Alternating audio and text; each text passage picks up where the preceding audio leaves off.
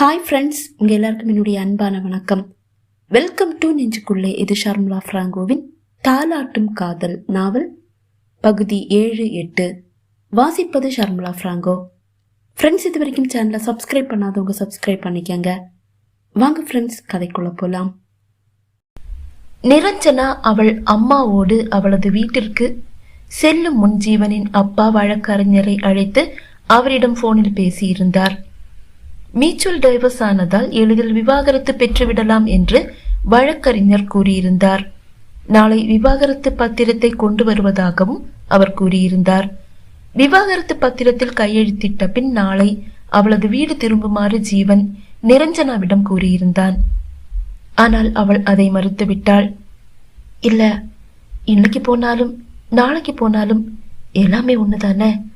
நாளைக்கு விவாகரத்து பத்திரம் கை கெட்டினதும் எனக்கு கால் பண்ணுங்க. நான் வந்து சைன் பண்ணிடுறேன். எனக்கு எக்ஸாம் தொடங்குது. இப்போ ஸ்டடி லீவு தான். நான் வீட்டில் தான் இருப்பேன். எப்போ கால் பண்ணாலும் நான் வந்து சைன் போட்டுட்டு போறேன் என்றாள் நிரஞ்சனா. ஆனால் சட்டென்று அவளை பிரிய அவன் மனம் விரும்பாததை அவன் உணர்ந்தான். அவள் உடனே அவள் அம்மாவுடன் புறப்பட்டு விடுவாள் என்று அவன் எண்ணவில்லைதான். கண்களின் ஓரம் கண்ணீர் எட்டி பார்க்க வேதனையோடு நிரஞ்சனா விடை பெறும்போது அவன் மனது பாரமானது. ஏதோ ஒரு இனம் புரியாத வலியை ஜீவனும் உணரவே செய்தான். அவள் தன் மனதில் ஏதோ சில மாற்றங்களை ஏற்படுத்தி செல்வதை அவனால் உணர முடிந்தது. அவள் கண்ணீர் தன் இதயத்தை ஏன் வேதனையில் மூழ்கடிக்கிறது. அவள் தன்னை காதலிக்கிறாள் என்று அறிந்த அந்த நிமிடம் அவன் மனதில் சிறு சலனம் உண்டானதை அவன் மிகவும் சிரமப்பட்டு மறைத்ததையும் அவன் எண்ணி பார்த்தான். மௌனிகாவை உயிராக எண்ணும் போதும் மனதின் ஒரு மூலையில் நிரஞ்சனா இடம் பிடிப்பதை வேதனையோடு தான் ஜீவன் அறிந்தான். தான் அவளிடம் வீழ்ந்துவிடக் கூடாது என்று எண்ணித்தான் அவளிடம் பேசுவதை குறைத்து அவள் பெயரை அழைப்பதையும் நிறுத்தி மௌனிகாவிடம் அதிக நெருக்கம் காட்டி தன் மனதை கட்டுப்படுத்தினான். அதையெல்லாம் தாண்டி நிரஞ்சனா மீது ஏதோ ஒரு இனம் புரியாத பாசம் உருவாவதை அவன் அறிந்திருக்கவே செய்தான்.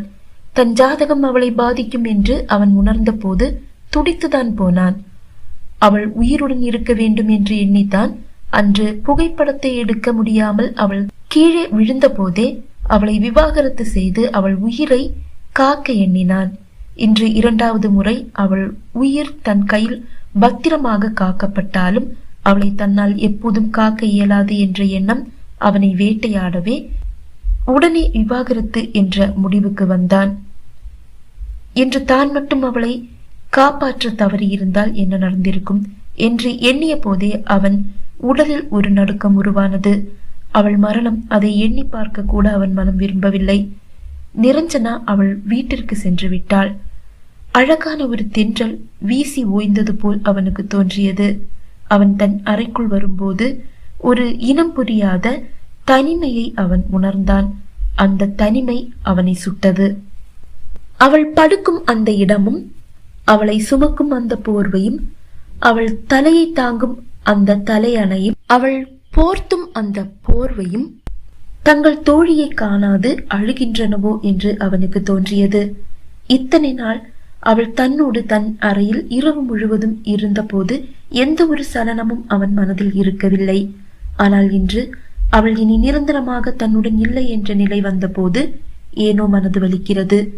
இப்போது அவன் அவளிடம் அதிகம் பேசுவதில்லை என்றாலும் அவள் பிரிவு அவன் மனதை வெகுவாக வாட்டியது. அவளது போர்வையையும் தலையணையையும் அங்கிருந்து எடுத்து மாற்ற அவன் மனம் விரும்பவில்லை. அவனது மனதின் இந்த விசித்திர குணம் அவனுக்கு வியப்பாக இருந்தது. என்ன விந்தை இது என்று எண்ணி வியந்தான் ஜீவன். தன் வீட்டில் தன் அறையில் வந்து நிம்மதியாக தன் பாயை விரித்து நிரஞ்சனா சுதந்திரமாக படுத்துக் கொண்டாள். ஏதோ ஒரு சுதந்திரத்தை அவள் உணர்ந்தாள். ஆனால் இந்த சுதந்திரத்தை விட அந்த சிறைதான் தனக்கு பிடித்திருக்கிறது என்று அவளுக்கு தோன்றியது. இரவில் எப்போது கண் விழித்து பார்த்தாலும் ஜீவன் படுக்கையில் இருப்பான். அவன் அந்த அறையில் இருப்பதாலேயே போர்வையை கழுத்து வரை போர்த்தி, சில சமயங்களில் தலை வழியாக போர்த்தியும் படுத்திருப்பாள். போர்வை இல்லாமல் அந்த அறையில் படுப்பது மிகவும் சிரமமான விஷயமாக அவளுக்கு இருந்தது. ஏனோ தானோ என்று படுக்கவும் முடியாது. தன்னை ஜீவன் தவறாக எண்ணி விடுவானோ என்ற பயம். அவளது காதலை அவன் அறிந்த பின்தான் அந்த பயம் இன்னும் அதிகமானது. அவனை தன் வலையில் சிக்க வைக்க தான் ஏதாவது முயற்சி செய்கிறோமோ என்று அவன் தவறாக எண்ணிவிடக் கூடாது என்று அவள் மிகவும் கவனமாக இருந்தாள். தனக்குத்தானே சிறை அமைத்து அந்த சிறையை மிகவும் கடுமையானதாக மாற்றிக்கொண்ட நாட்கள். இந்த சுதந்திரத்தை விட அந்த சிறையை மனம் விரும்புகிறதே என்று எண்ணி வியந்தாள். தன் அருகில் இருக்கும் செல்போனை வெறித்து பார்த்தாள். செல்போனை கூட ஜீவன் தான் அவளுக்கு பரிசளித்தான். டைரக்டர் அசோக்கிடம் தனக்கு செல்போன் இல்லை என்று அவள் கூறிய மறுநாள் இந்த செல்போன் அவள் கையில் இருந்தது. உனக்கு செல்போன் இல்லைன்னு சொன்னல, இந்த செல்போனை யூஸ் பண்ணிக்கோ என்று கூறியபடியே அந்த புதிய செல்போனை அவளிடம் நீட்டியிருந்தான்.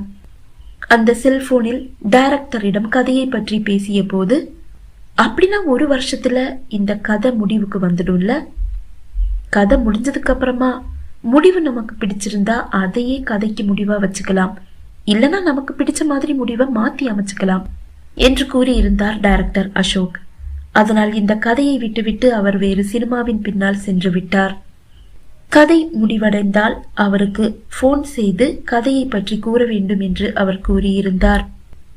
அதை எண்ணிய போது அவள் மனது வலித்தது. இந்த கதைக்கு என்ன முடிவு என்று அவள் மனதில் ஒரு தேடல். மறுநாள் காலையிலேயே நிரஞ்சனாவின் அம்மா ஜீவனின் வீட்டிற்கு வந்து விட்டார். அவரை கண்டதும் நிரஞ்சனாவை பற்றி தான் ஜீவனின் அம்மா விசாரித்தார். சாந்தி, நிரஞ்சனா எப்படி இருக்கா என்று கேட்டார். அவ ரொம்ப நல்லா இருக்காம்மா என்றார் சாந்தி. அவளை நான் ரொம்ப மிஸ் பண்றேம்மா. அவ தினைக்கும் காலையில தர்ற அந்த டீயையும் ரொம்ப மிஸ் பண்றேன் என்றார் ஜீவனின் அம்மா. காலை 10 மணி ஆன போது வழக்கறிஞர் சந்திரகாந்தன் ஜீவனின் வீட்டிற்கு வந்து விவாகரத்தை பற்றி தெளிவாக பேசி அவர்களுக்கு அனைத்தையும் புரிய வைத்தார். மியூச்சுவல் டைவர்ஸா இருந்தாலும் கோர்ட் சொல்ற எல்லா ஃபார்மாலிட்டிஸையும் நம்ம முறைப்படி நடத்தி தான் ஆகணும். கணவன் மனைவி ஒன்னா வாழ்றதுக்காக கோர்ட்டு கால அவகாசம் எல்லாம் கொடுக்கும். ஜீவனோட விஷயம் எனக்கு ரொம்ப நல்லா தெரியும். இந்த கல்யாணம் எதுக்காக நடந்ததுன்ற விஷயமும் எனக்கு தெரியும். ஆனாலும் ஃபார்மாலிட்டிஸ் எல்லாம் முறைப்படி நடந்துதான் ஆகணும் என்றார் வழக்கறிஞர். அது பரவாயில்ல, 1 வருஷம் காத்திருந்த ஜீவன் இன்னும் கொஞ்ச நாள் காத்திருக்கிறது பெரிய விஷயமே இல்ல என்றார் ஜீவனின் அப்பா. சரி, நீங்க இதை நல்லா வாசிச்சு பார்த்துட்டு சைன் பண்ணிடுங்க, உங்க மனைவி கிட்டையும் சைன் வாங்கி வச்சிடுங்க என்று வழக்கறிஞர் கூறிய போது ஜீவனின் மனது வலித்தது. என்னுடைய மனைவி, நிரஞ்சனா என்னுடைய மனைவியா என்று தனக்குத்தானே கேட்டுக்கொண்டான். என்ன ஜீவன், பதிலையே காணோம் என்றார் வழக்கறிஞர். ஓகே சார், சைன் வாங்கி வச்சிடுறேன் என்றான் ஜீவன். ஓகே, அப்படின்னா நான் கிளம்புறேன். நீங்க சைன் பண்ணிட்டு பத்திரத்தை என்னுடைய ஆபீஸ்ல கொடுத்து அனுப்பிடுங்க என்று கூறிவிட்டு வழக்கறிஞர் கிளம்பி சென்றார். ஜீவன் நிரஞ்சனாவுக்கு கால் பண்ணி அவளை வீட்டுக்கு வந்து விவாகரத்து பத்திரத்துல சைன் போட்டுட்டு போக சொல்லுப்பா என்றார் ஜீவனின் அப்பா. இல்லப்பா, நானே அவங்க வீட்டுக்கு போய் சைன் வாங்கிட்டு வந்துடுறேன், அவளை சும்மா கஷ்டப்படுத்த வேண்டாமே என்றவன் சமையலறையை நோக்கி சாந்திமா என்று அழைத்தான். ஹாலில் நடக்கும் அனைத்தையும் கேட்டபடியே சமையல் அறையில் நின்றிருந்த நிரஞ்சனாவின் அம்மாவின் முகம் வேதனையில் மூழ்கியிருந்தது. வேதனை நிறைந்த முகத்துடன் அவர் வெளிப்பட்டார். சாந்திமா, நிரஞ்சனா வீட்டுல தானே இருக்கா என்று கேட்டான். ஆமா தம்பி, அவ வீட்டுல தான் இருக்கா என்றார். சரி, நான் உங்க வீட்டுக்கு போய் இந்த விவாகரத்து பத்திரத்துல அவகிட்ட இருந்து சைன் வாங்கிட்டு வந்துடுறேன் என்றான் ஜீவன். சரிப்பா என்றார் சாந்தி. ஜீவன் தன் காரை எடுத்துக்கொண்டு நிரஞ்சனாவின் வீட்டை நோக்கி மெல்ல காரை ஓட்டி சென்றான். நிரஞ்சனாவின் முகமும் அவளது சிரிப்பும் அன்று அவள் மேடையில் கூறிய கதையும் அவளது காதலைத்தான் அறிந்ததை அறிந்து அவள் தவித்த தவிப்பும் அவன் மனதில் பசுமை மாறாமல் அப்படியே நிறைந்து நின்றது. அவனது செல்போன் விழிக்க அவன் அதை எடுத்து பார்த்தான். மௌனிகா தான் அழைக்கிறாள். போனை எடுத்து ஹலோ மௌனிகா சொல்லு என்றான் ஜீவன். ஜீவன், இன்னைக்கு நான் ரொம்ப சந்தோஷமா இருக்கேன், அதை கொண்டாடலான்னு முடிவு பண்ணிட்டேன். இன்னும் 1-2 மாசத்துல நம்ம கல்யாணம் நடந்துடும். அதனால நம்ம ஒரு சினிமாவுக்கு போலாமா என்று மிகவும் மகிழ்ச்சியோடு கேட்டாள் மௌனிகா. எஸ், நானும் உனக்காக காத்திருக்கேன் மௌனிகா. பல ஆண்டு காத்திருப்பு. ரொம்ப எதிர்பார்ப்போடு இருக்கேன். ஆனா இன்னைக்கு சினிமாவுக்கு போக முடியாது. நான் ஒரு முக்கியமான வேலையா வெளியே போயிட்டு இருக்கேன். நாளைக்கு சினிமாவுக்கு போலாமே என்றான். ஓகே என்று அவள் கூற அவன் அழைப்பை துண்டித்தான். அவனது கார் நிரஞ்சனாவின் வீட்டு வாசலில் வந்து நின்றது. நிரஞ்சனா வாசலுக்கு ஓடி வருவாள் என்று அவன் எதிர்பார்த்து ஏமாந்தான். கதவு திறந்துதான் இருந்தது. ஜீவன் காரை சாலை ஓரத்தில் நிறுத்திவிட்டு அவளது வீட்டினுள் வந்தான். அவள் அவளது அறையில் தரையில் விரிக்கப்பட்டிருந்த பாயில் படுத்து கிடக்கிறாள். அவள் அருகில் ஒரு 4 வயது குழந்தை அமர்ந்து ஏதோ பொம்மைகளை வைத்து விளையாடுகிறது. அடுத்த வீட்டு குழந்தையாக இருக்கலாம் என்று அவன் மனதில் நினைத்தான். அவள் செல்போனை பார்த்தபடியே படுத்து கிடக்கிறாள். ஜீவன், உங்க காலை ரொம்ப நேரமா எதிர்பார்த்து காத்திருக்கேன். ஏதோ வீம்புக்கு இன்னைக்கு போனாலும் நாளைக்கு போனாலும் ஒண்ணுதானேன்னு சொல்லிட்டு வந்துட்டேன். ஆனா அது பெரிய முட்டாள்தனமோன்னு இப்ப தோணுது. உங்களை ரொம்ப மிஸ் பண்றேன்.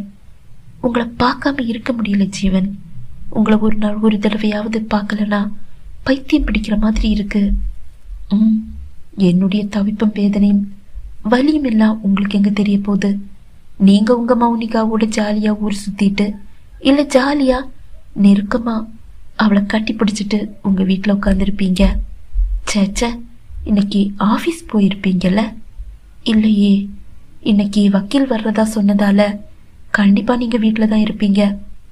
விவாகரத்து பத்திரத்துல கையெழுத்து போடும்போது மனசு வலிக்கத்தான் செய்யும். ஆனாலும் உங்களை பாக்குற ஒரு வாய்ப்பு கிடைக்கும்ல, அதை நினைக்கும் போது மனசுக்குள்ள ஒரு சின்ன சந்தோஷம். எந்த தீமைக்குள்ளும் சிறு நன்மை உண்டு. உண்மைதான். நம்ம விவாகரத்துல கூட ஒரு நன்மை இருக்குல்ல, உங்க காதல் நிறைவேறும். ஆனா பாதிப்பும் நஷ்டமும் எல்லாமே எனக்கு மட்டும்தான் ஜீவன். உங்களை நான் ரொம்ப மிஸ் பண்றேன் ஜீவன். ஐ லவ் யூ என்றவள் அந்த செல்போனில் முத்தமிட்டாள். அப்போதுதான் வாசலில் நிற்கும் ஜீவனை கண்டாள். சட்டென்று பாயிலிருந்து எழுந்து கொண்டாள். தன் ஆடைகளை சரி செய்தாள். நீங்களா, எப்ப வந்தீங்க என்று வியப்போடு கேட்டாள். கொஞ்சம் முன்னாடிதான் வந்தேன் என்றான். அவள் சட்டென்று தன் கண்களை இறுக்கமாக மூடி ஐயோ என்று தனக்கு தானே கூறிக்கொண்டாள். பிளீஸ் உட்காருங்க என்றவள் ஹாலுக்கு வர முயல அவன் அரைவாசலில் இருந்து விலகி நின்றான். அங்கிருந்த இருக்கையை அவள் காண்பிக்க அவன் அந்த இருக்கையில் அமர்ந்து கொண்டான். அவன் விவாகரத்து பத்திரத்தை எடுத்து அவளிடம் நீட்டினான். நிரஞ்சனா, இதுல சைன் பண்ணிடு, படிச்சு பார்த்துட்டு சைன் பண்ணு என்றான். அவன் நீட்டிய விவாகரத்து பத்திரத்தை அவள் கையில் வாங்கினாள். அப்போது அவள் தன் செல்போனை டீப்போ மீது வைத்தாள். பத்திரத்தை அவள் வாசிக்கும் போது அவள் அனுமதியின்றி அவளது செல்போனை எடுத்து பார்த்தான் ஜீவன். அதில் நிறைய அவனது புகைப்படங்கள் தான் இருந்தது. மிகவும் அழகான போஸ்களில் அவன் நின்று கொண்டிருக்கிறான். அவனது வீட்டில் அமர்ந்திருப்பது, காரில் ஏறுவது, இறங்குவது, செல்போனில் பேசியபடி நிற்பது என்று நிறைய புகைப்படங்களை அவனை அறியாமல் அவள் எடுத்து சேவ் செய்து வைத்திருக்கிறாள். ஒரு புகைப்படம் மட்டும் வித்தியாசமாக இருந்தது.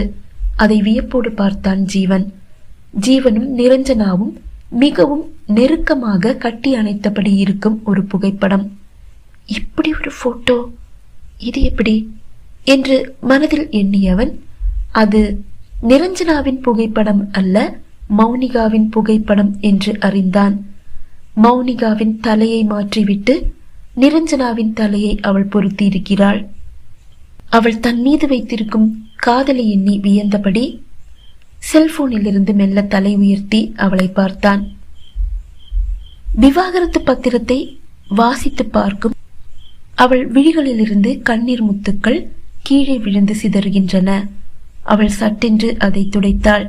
தன் அறைக்குள் சென்று பேனாவை எடுத்து வந்தவள் டீப்போ மீது விவாகரத்து பத்திரத்தை வைத்துவிட்டு குனிந்து கையெழுத்திடும் போது அவள் கழுத்தில் மறைத்து வைத்திருந்த தாலி வெளியே வந்து விழுந்தது. அதை கண்டதும் அவன் மனமும் அவள் மனமும் வலித்தது. அவள் கண்களிலிருந்து கண்ணீர் துளிகள் விவாகரத்து பத்திரத்தில் விழுந்து சிதறியது. அவை அவள் இட்ட கையெழுத்தை நனைத்தன.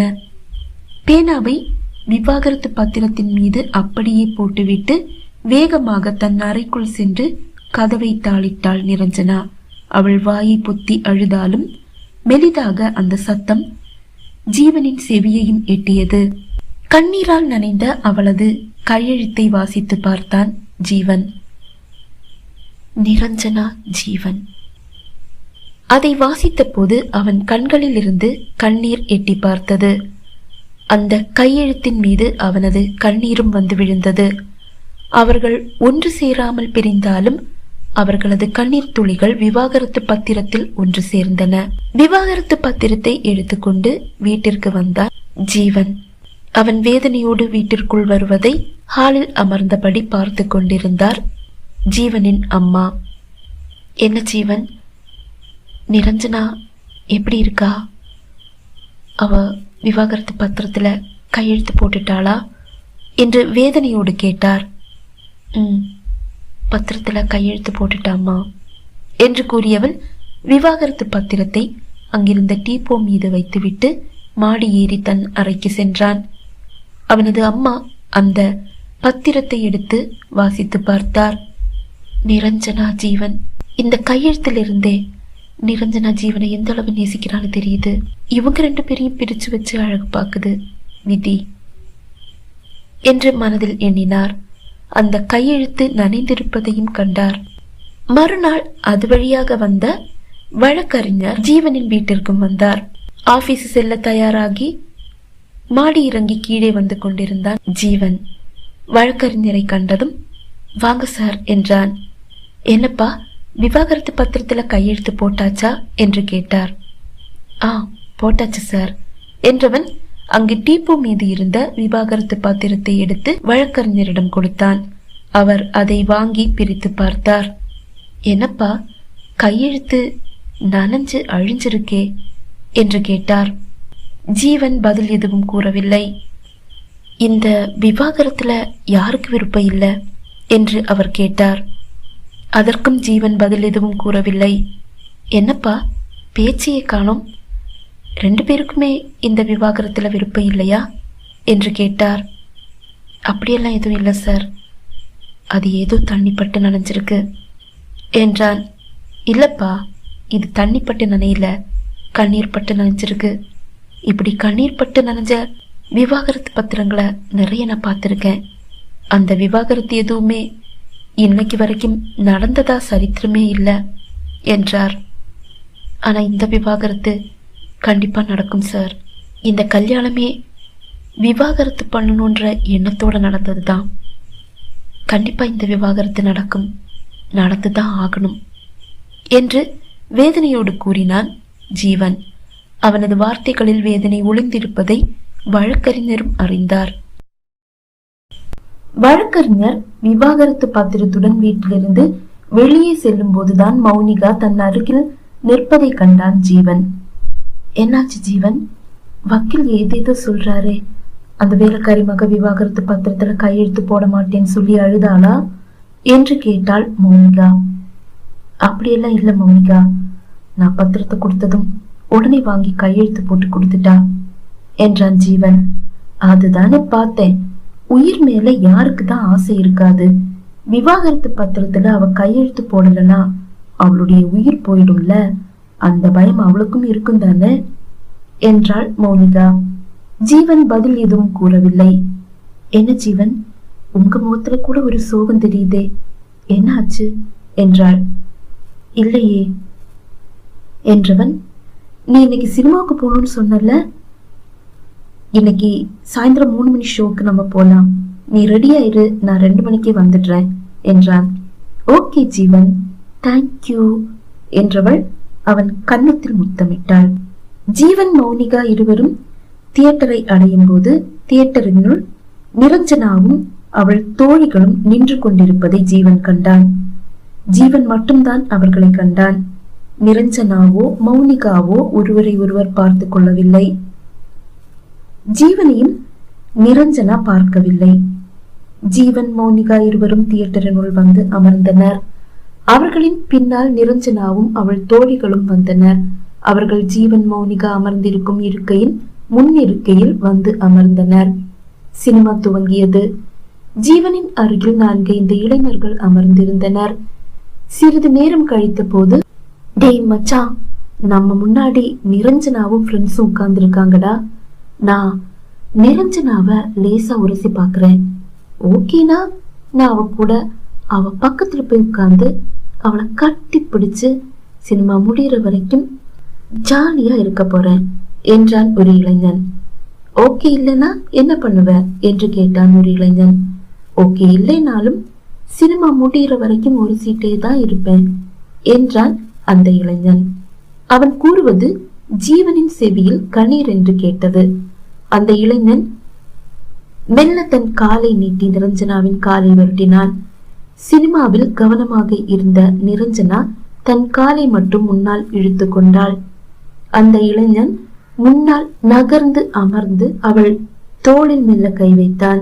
இது வேண்டுமென்றே யாரோ தன்னை தொடுகிறார்கள் என்று நிரஞ்சனாவுக்கு புரிந்தது. அவள் திரும்பி பார்த்தாள். தன் தோளின் அருகில் முகத்தை வைத்து அமர்ந்திருக்கும் அந்த இளைஞனை கண்டதும் அதிர்ந்தவள் அவன் கன்னத்தில் அறைந்தாள். என்னடா காலேஜ்லயும் தொல்லை பண்ற, சினிமா பார்க்க வந்த இடத்துலயும் தொல்லை பண்றியே, மரியாதையாயிரு இல்ல போலீஸ்க்கு போன் பண்ணிடுவேன் என்று கூறி மிரட்டினாள். அந்த இளைஞன் தன் கன்னத்தை தடவியபடியே மெல்ல நகர்ந்து தன் இருக்கையில் நேராக அமர்ந்தான். என்னடா இது உனக்கு தேவையா என்று கேட்டான் அவன் அருகில் இருந்த இளைஞன். தேவைதாண்டா, அடிச்சவளை கட்டி அணைச்சு இந்த காயத்துக்கு மருந்து நான் போட்டுக்கிறேன் என்றான். அவன் கூறுவதை ஜீவன் கவனித்துக் கொண்டுதான் இருந்தான். இன்றுவல் நேரம் நிரஞ்சனாவும் அவள் தோழிகளும் எழுந்து வெளியே செல்ல அந்த இளைஞர்களும் எழுந்து சென்றனர். ஜீவனின் மனதில் ஏதோ ஒரு எச்சரிக்கை மணி முழங்க, மோனிகா நீ இரு, நான் ஸ்நாக்ஸ் ஏதாவது வாங்கிட்டு வந்துடுறேன் என்று கூறிவிட்டு ஜீவன் தியேட்டரின் வெளியே வந்தான். அவன் வெளியே வரும்போது நிரஞ்சனாவின் தோழிகள் அங்கு நின்று டீ அருந்தி கொண்டிருந்தனர். அவர்களிடையே நிரஞ்சனாவை காணவில்லை. அந்த இளைஞர்களை அவன் கண்கள் தேடியது. அந்த இளைஞர்களையும் அங்கு காணவில்லை. பதறிப்போன ஜீவன் நிரஞ்சனாவின் தோழிகளின் அருகில் வந்தான். நிரஞ்சனா எங்க என்று கேட்டான். ஏய், அன்னைக்கு கார்ல வந்த ஹீரோடி என்று ஒரு தோழி கூறுவது அவன் செவியையும் எட்டியது. நிரஞ்சனா பாத்ரூம் போயிருக்கா என்று நிரஞ்சனாவின் தோழிகளில் ஒருவர் கூற, பாத்ரூம் போயிருக்காளா என்றவன் பாத்ரூம் இருக்கும் அந்த திசையை நோக்கி ஓடினான். லேடிஸ் என்று எழுதியிருந்த அந்த பகுதியை அடைந்ததும் அவன் அதற்குள் செல்ல தயங்கினான். அவன் அங்கு நின்றபடியே நிரஞ்சனா என்று குரல் கொடுத்தான். இதே நேரம் நிரஞ்சனாவை சுற்றி வளைத்து அவள் கையை பிடித்து இழுத்து அவளிடம் தகராறு செய்து கொண்டிருந்தான் அந்த இளைஞன். மற்ற இளைஞர்கள் அவர்களை சுற்றி நின்றிருந்தனர். அவனிடமிருந்து தன்னை விடுவித்துக் கொள்ள முயற்சி செய்து கொண்டிருந்தாள் நிரஞ்சனா. அவள் அவனிடமிருந்து தப்ப முயலும் போது அவன் அவளை இழுத்து முத்தமிட முயன்றான். அதை தடுத்த அவள் கன்னத்தில் அறைந்தான். பலமுறை அவள் கன்னத்தில் அவன் அறைந்தான். அப்போதுதான் ஜீவனின் குரல் நிரஞ்சனாவின் செவியை எட்டியது. அவள் பதில் குரல் கொடுக்க தயாராக அந்த இளைஞன் அவளை பிடித்து இழுத்து அவள் வாயை மூடினான். நிரஞ்சனாவிடமிருந்து எந்த பதிலும் வராததால் ஜீவன் திரும்பி செல்ல தயாரானான். அப்போது நிரஞ்சனா அந்த இளைஞனின் கையை கடித்துவிட்டு ஜீவன் என்று அழைத்தாள். அவளது குரல் வந்ததும் குரல் வந்த திசையை நோக்கி ஓடினான் ஜீவன். அங்கு அவளை சுற்றி வளைந்து நின்றிருந்த இளைஞர்களை கண்டதும் ஆத்திரமடைந்தான். ஓடி வந்து அவர்களை அடித்து விரட்டினான். அவர்கள் சென்ற பின் அவன் பார்வை நிரஞ்சனா மீது விழுந்தது. அவளது சுடிதார் கிழிந்திருந்தது. அவளது துப்பட்டா அங்கிருந்த வேஸ்ட் பாக்ஸில் போடப்பட்டிருந்தது. அவள் கன்னத்தில் விரல்கள் பதிந்திருந்தது. அவள் இதழின் ஓரம் லேசாக ரத்தம் கசிந்து கொண்டிருந்தது. அதை கண்டதும் அவன் இதயம் துடித்தது. அடிச்சானா உன்ன என்று கேட்டான். என்றாள். அவன் தன் 2 கைகளாலும் அவளது முகத்தை கையில் ஏந்தினான். அவள் முகத்தை மெல்ல வருடியவன் அவள் இதழ்களின் ஓரம் வழியும் அந்த இரத்தத்தை தன் விரலால் துடைத்தான். இரத்தத்தை துடைத்த அவனது விரல்கள் இப்போது அவளது இதழ்களை மெல்ல வருடியது. இத்தனை நாள் அவள் அவன் அறையில் தனிமையில் இருந்தபோது தோன்றாத ஒரு ஈர்ப்பு இப்போது அவள் மீது. ஏனோ அவனால் அவனை கட்டுப்படுத்த முடியாமல் போனது. அவள் முகத்தை வருடி, கழுத்தை வருடி, துப்பட்டா இல்லாத அவளது மேனியை காட்டி அணைத்தான். அவள் இதழை நாடி சென்ற அவனது இதழ்களுக்கு தடை போட அவள் மனம் அவளை எச்சரித்த போதும் அவள் அதை பொருட்படுத்தாமல் புறக்கணித்தாள். அவனது இதழ் தன் இதழில் பதிய அவள் அனுமதி அளித்தாள். அவனது இதழ்கள் அழுத்தமாக அவளது இதழில் பதிந்தது. அப்போதுதான் ஜீவனின் செல்போன் ஒலித்தது. தன் நிலைக்கு வந்த ஜீவன் மெல்ல நிரஞ்சனாவை தன்னிடமிருந்து விடுவித்தான். Sorry Niranjana, really sorry. நான் ஏன் இப்படி நடந்துகிட்டேன் என்றவன் தன் செல்போனை எடுத்து பார்த்தான். மௌனிகா தான் அழைக்கிறாள். ஜீவன் எங்க போயிட்டீங்க என்றாள். மௌனிகா, வெளியே ஒரு ஃப்ரெண்ட பார்த்தேன், அவங்கிட்ட பேசிட்டு இருக்கேன், நான் ஏதோ வந்துடுறேன் என்று கூறியவன் அழைப்பை துண்டித்தான். அதன் பின் நிரஞ்சனாவின் கையை பிடித்தான். நீ வா என் கூட என்று அவள் கையை பிடித்து அழைத்து வந்தான். நிரஞ்சனாவை காணாது அவளது தோழிகள் அவளை தேடி வந்தனர். அவர்களை கண்டதும், நிரஞ்சனா, நீ உன்னுடைய ஃப்ரெண்ட்ஸோட நில்லு, நான் போய் உனக்கு சுடிதார் வாங்கிட்டு வந்துடுறேன் என்றான். சரி என்று அவள் தலையசைக்க ஜீவன் வேகமாக வெளியே சென்று அருகில் இருந்த ஒரு துணிக்கடையில் இருந்து ஒரு சுடிதாரை வாங்கி வந்து அவளிடம் கொடுத்தான். அவள் குளியலறைக்குள் சென்று புதிய சுடிதாரை அணிந்து கொண்டு வெளியே வந்தாள். சரி, சினிமா பாக்குறீங்களா இல்ல வீட்டுக்கு போறீங்களா என்று கேட்டான் ஜீவன். ஏய் நிரஞ்சனா, இன்னைக்கு என்னுடைய பர்த்டே டி. சினிமா முடிஞ்சு பக்கத்துல இருக்க ஹோட்டல்ல சின்ன ட்ரீட் இருக்கு, பிளீஸ் எல்லாம் முடிஞ்சதுக்கு அப்புறம் வீட்டுக்கு போலாண்டி என்று நிரஞ்சனாவின் ஒரு தோழி கெஞ்சுவது போல் கூறினாள். நான் அப்பவே சொன்னேன் எனக்கு உடம்பு முடியல, நான் வரலன்னு. நீங்க தான் கேட்காம கம்பல் பண்ணி என்னை கூட்டிட்டு வந்தீங்க. இப்ப பாத்தியா? சரி, நானும் கடைசி வரைக்கும் உங்க கூடவே இருக்கேன் என்றவள் ஜீவனை பார்த்தாள். நான் இப்ப வீட்டுக்கு போகல, என்னுடைய ஃப்ரெண்டோட பர்த்டே, அதனால அவங்க கூட இருக்க நானும் ஆசைப்படுறேன் என்றாள். சரி, ஃப்ரெண்ட்ஸோட உள்ள போ என்றான் ஜீவன். நிரஞ்சனாவும் தோழிகளும் உள்ளே வந்து அமர்ந்தனர். பின்னால் இருந்த அந்த இளைஞர்களை இப்போது காணவில்லை. அவர்கள் நிம்மதியாக சினிமாவை பார்த்து முடித்தனர். சினிமா முடிந்து நிரஞ்சனாவும் தோழிகளும் நடந்து அருகில் இருக்கும் ஹோட்டலுக்கு செல்வதை ஜீவன் பார்த்தபடியே காரை ஓட்டி சென்றான். நிரஞ்சனாவும் அவனை கவனித்தாள். வீட்டை அடைந்த ஜீவன் தன் அறைக்கு வந்தான். அவனது மனம் நிரஞ்சனாவிற்காக ஏங்கியது. அவளது தலையணை, போர்வை, அதை இரண்டையும் எடுத்து தன் மார்போடு சேர்த்து அணைத்து கொண்டான். அவளை கட்டி அணைத்த போது அவளிடமிருந்து வந்த அந்த வாசனை இப்போது அவளது போர்வையில் இருந்தும் வருவதை உணர்ந்தான். அந்த வாசனையை கண்மூடி நுகர்ந்தான். அவளை அடைய வேண்டும் என்று அவன் மனம் ஏங்க ஆரம்பித்தது. அவனை அவனால் புரிந்து கொள்ள முடியாமல் போனது. மறுநாள் காலை ஜோதிடர் ஜீவனின் வீட்டிற்கு வந்தார். ஜீவனின் அப்பா, அம்மா, ஜீவன் மூவரும் அவர் அருகில் அமர்ந்திருந்தனர். சமையல் அறையில் இருந்தபடியே நிரஞ்சனாவின் அம்மாவும் அவர்களது உரையாடலை கவனித்தார். ஜீவன் விவாகரத்து பத்திரத்துல கையெழுத்து போட்டதும், விவாகரத்து கேட்டு கோர்ட்ட அணுகுனதும் சட்டப்படி சரிதான். ஆனா நிரஞ்சனா கழுத்துல நீ கட்டின தாலி இப்பவும் இருக்கு. அது அவ கழுத்துல இருக்கிற வரைக்கும் அவ உன்னுடைய மனைவிதான். அது நல்லதில்ல. உங்க கல்யாணம் முடிஞ்சு இன்னும் 4 நாள்ல 1 வருஷம் ஆயிடும். அதுக்கு முன்னாடி இன்னைக்கு நிரஞ்சனா கழுத்துல இருக்கிற தாலிய கழட்டி கோயில் உண்டியல்ல போட்டுட சொல்லுங்க. இல்லனா அவளுடைய உயிருக்கு ஆபத்தா முடியலாம். அத நிரஞ்சனா தனியா செய்வான்னு எனக்கு நம்பிக்கை இல்ல. அதனால பெரியவங்க யாராவது அவன் கூட போங்க. அவளுடைய தாலிய கழட்டி கோயில் உண்டியல்ல போட்டுடுங்க என்று கூறிவிட்டு ஜோசியர் சென்றார். ஜீவனின் அம்மா சமையல் அறைக்குள் வந்தார். சாந்தி, ஜோசியர் சொன்னதை கேட்டிருப்பேன்னு நினைக்கிறேன். நீ இப்பவே வீட்டுக்கு போய் நிரஞ்சனாவை கோயிலுக்கு கூட்டிட்டு போ. ஜோசியர் சொன்னத செய் சாந்தி, இல்லனா அவளுடைய உயிருக்கு ஆபத்தா முடியும் என்று ஜீவனின் அம்மா கூற, சரிங்கம்மா என்ற நிரஞ்சனாவின் அம்மா வீட்டிற்கு வந்தார். நிரஞ்சனா, கோயில் வரைக்கும் போயிட்டு வரலாமா? சீக்கிரமா ரெடியாகு என்றார். என்னம்மா திடீர்னு கோயிலுக்கு கூப்பிடுறீங்க என்று கேட்டாள். சும்மாதான், போயிட்டு வரலாம் என்றார். இந்த சேனல் உங்களுக்கு பிடிச்சிருந்தா மறக்காம லைக் பண்ணுங்க, ஷேர் பண்ணுங்க, மறக்காம கீழே கமெண்ட் பண்ணுங்க. இதுவரைக்கும் சேனலை சப்ஸ்கிரைப் பண்ணாதவங்க சப்ஸ்கிரைப் பண்ணிக்கங்க.